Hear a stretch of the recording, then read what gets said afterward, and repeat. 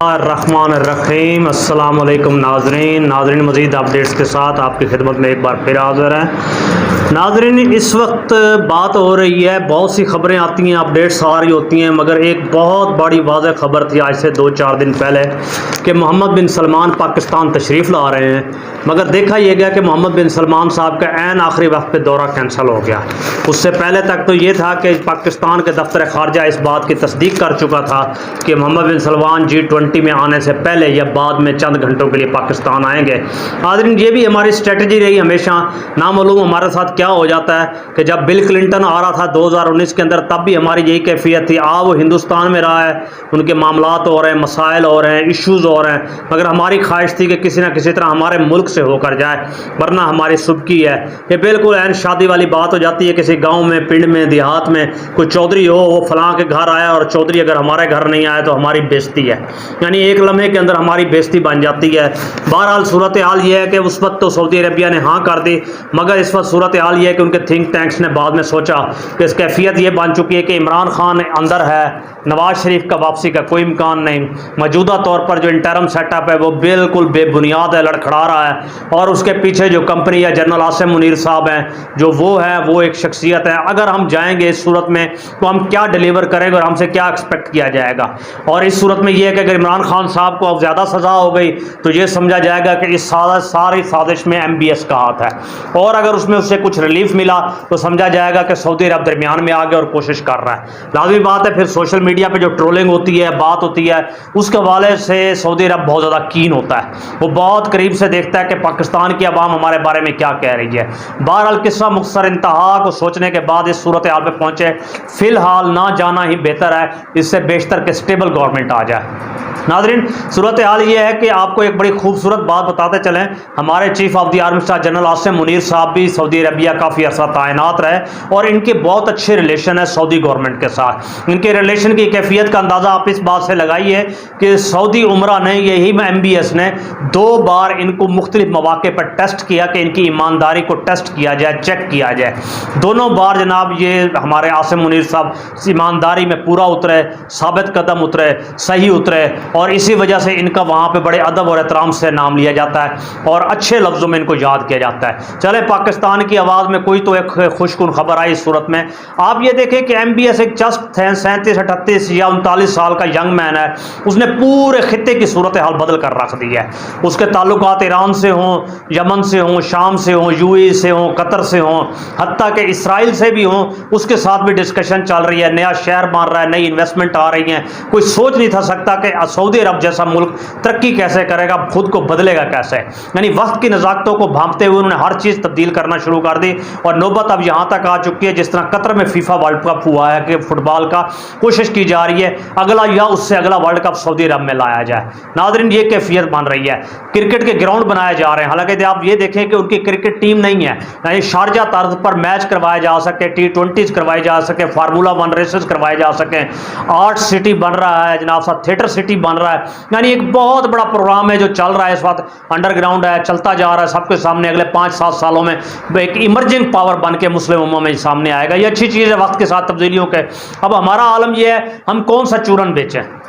ہم ان کو کچھ بھی نہیں بیچ سکتے۔ اب سعودی اب افغانستان میں بھی وار نہیں ہے کہ امریکی ہمیں پیسے دیں گے، ایران بھی نہیں ہے کہ ہم وہ بیچیں گے جناب صاحب، وہابیت بیچیں گے، شیعہ بیچیں گے، یمن بھی نہیں ہے ہم بیچیں گے۔ صورتحال چاروں طرف سے خراب ہے، اور عرب ہمیں کیوں پیسہ دیں گے؟ لیکن بہرحال اسی بات سے ہم امید کی جا سکتے جو ان کی گڈ ول جیکسچر ہے جنرل عاصم منیر صاحب کا ان کے ہاں، اس سے امید کی جا سکتی ہے۔ اس صورتحال میں مجھے تو یہی دکھائی دیتا ہے کہ جو زید حامد نے پچھلے دنوں بات کی تھی چند ماہ پہلے کہ 25 کروڑ روپیہ اپنا $25 بلین لے لیں سعودی عربیہ سے، اپنا ایٹم بم ان کو دے دیں، $25 بلین آپ دے دیں ان کو،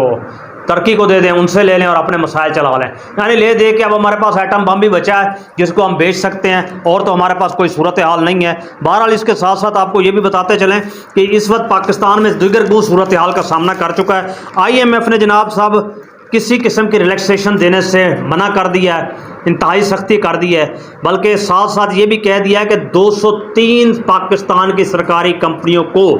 محکمہ خزانہ کے انڈر دیا جائے۔ یہ معاہدے میں لکھا ہوا تھا 203، جس کے اندر آپ کی اوگرا بھی شامل ہے، گیس اینڈ پیٹرولیم میں اس کی بات کر رہا ہوں، یہ بھی شامل ہے۔ اس کے ساتھ ساتھ ایک اور بات کی تھی کہ آخری دفعہ جو ہمیں پیسے دیے گئے اس میں لکھا گیا تھا کہ اسٹیل مل کارپوریشن ہو، PIA ہو،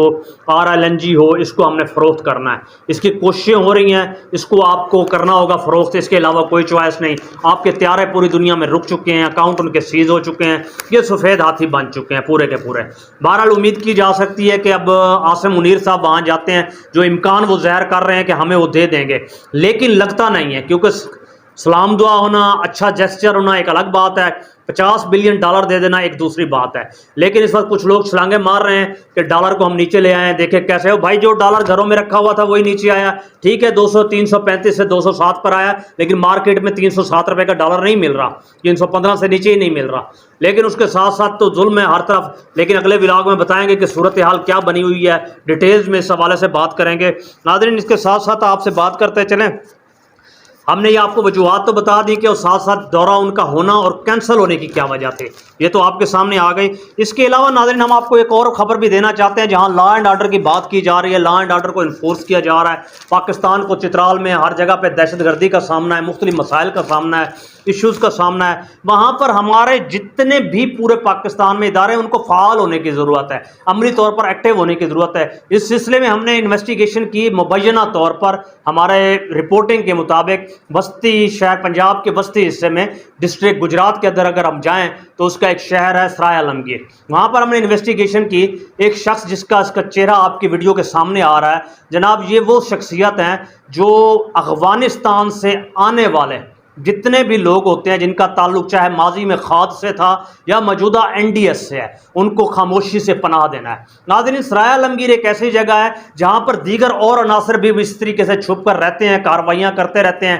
کیونکہ دونوں ایک سنٹر میں نہر ہے جو طویل جا رہی ہے آپ کے آگے جگو ہیڈ تک، اور اطراف میں جو گاؤں موجود ہیں وہ بہت ڈیپ ہیں، اور اس کے اندر کوئی بھی شخص کہیں سے بھی آ کے رہتا ہے کسی بھی طرح تو خاموشی سے ایڈجسٹ ہو جاتا ہے۔ اس لیے دیکھا گیا ہے کہ TTP کے بھی لوگ ایون کہ کچھ جو باتیں رپورٹس یہ بھی بتاتی ہیں کہ حافظ گل بہادر گروپ جو ہے اس کے لوگ بھی یہاں پر اس شخص کے پاس، جس کی ہم نے آپ کو تصویر دکھائی، رہنے کے لیے کچھ آئے، چونکہ اس کا ایک ہی کام ہے بھتہ لینا، اغوا کرنا، اغوا برائے توان کرنا، زمینوں پر قبضے کرنا، لوٹ مار کرنا، اور اس کے ساتھ ساتھ یہ ہے کہ سب سے بڑا اس بندے کا بزنس ہنڈی اور حوالہ کا بزنس ہے۔ میں آپ کو بتاتا چلوں، منی لانڈرنگ کسی طرح کے بھی ہو تو یہ مذکورہ شخص ہے، اور اپنے آپ کو ایک سیاسی جماعت کے ساتھ جوڑنا، پہلے تو یہ جماعت کے ساتھ جوڑتے رہے کسی MQM کے ساتھ، لیکن مذکورہ علاقے میں وہ جماعت پنپ نہ سکی، پھر انہوں نے خود کو کاف لیگ سے جوڑنا شروع کر دیا، ایک بطور ٹاؤٹ ہی سمجھیں، کوئی عملی ایکٹیو نہ سمجھیں، تاکہ ایک روب اور دبدبہ بنا رہے۔ یہ شخص اکیلا یہ کام نہیں کر رہا،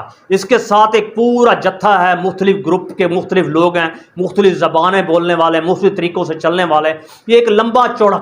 چوڑا ریکٹ ہے جو وہاں پہ کام کر رہا ہے۔ اس سلسلے میں ہمارے قانون ساز اداروں کو، ہماری ایجنسیز کو آنکھ کھلی رکھنی چاہیے، غور سے دیکھنا چاہیے، انویسٹیگیٹ کرنا چاہیے، اس کے موبائل فونز ہیں، اس کے جتنے ریکٹس ہیں ان کو فورینزک کرنا چاہیے، دیکھنا چاہیے کہ یہ صاحب کیا ہے، ان کے پاس افغانستان کے مفرور اور ایسے مفرور جو شمالی وزیرستان کے ہیں یا اوپر لوور دیر یا اپر دیر کے ہیں یا کسی بھی ایسی جگہ کے ہیں جو آلریڈی وانٹڈ ہیں، کرمنل ہیں، جو سسٹم کے اندر آلریڈی وانٹڈ ہیں، وہ لوگ جو نیکٹا کو ریکوائرڈ ہے یا جن کے ID کارڈ سسپینڈ کر دیے گئے ہیں، وہ ایسے افراد اس کی طرف ہی کیوں آتے ہیں اور یہ ان کو کیوں پناہ دیتا ہے، اور یہ پناہ فری میں نہیں دیتا، اس کے اچھے خاصے پیسے لیتا ہے۔ لیکن ہمارا مقصد توجہ دلانا تھا، اب آگے گورنمنٹ اور ان کے متعلقہ DPOs SSPs اور ان کے ذمہ داری یہ کام آ جاتا ہے کہ اس کی انویسٹیگیشن کریں، اس کو بغور مطالعہ کریں اور بخوبی دیکھیں۔ یقینی طور پر آپ کو ایک بہت بڑا مجرم اور اس پورے گینگ میں بہت بڑے ثبوت اور بہت ساری چیزوں کا آپ کو سامنا کرنا پڑے گا، اور آپ بڑی اچھی طریقے سے دیکھیں گے کہ ان کے پاس کون کون لوگ ٹھہرنے کے لیے اور رہنے کے لیے آتا رہا، وہ تمام مشکوک لوگ کون کون تھے، ہم نے کچھ کا اشارہ دے دیا، باقی انویسٹیگیشن کرنا آپ کا کام ہے۔ بہت بہت شکریہ ہمارا ساتھ دینے کا۔ السلام علیکم۔